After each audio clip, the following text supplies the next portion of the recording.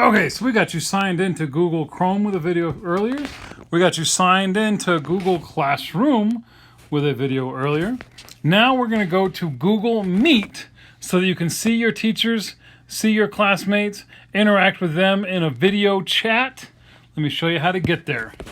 We're going to go first to Google Classroom again. It's right here, Google Classroom. It might not be in this location on your device, but it's going to look just like that. From Google Classroom, you're going to need to click on the class you're trying to meet with.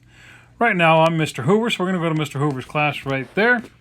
And then up here in the top, we have a video camera. See that video camera? We're going to click that. When we see that video camera, we can click Join Meeting down here at the bottom. Join Meeting. And now we are in.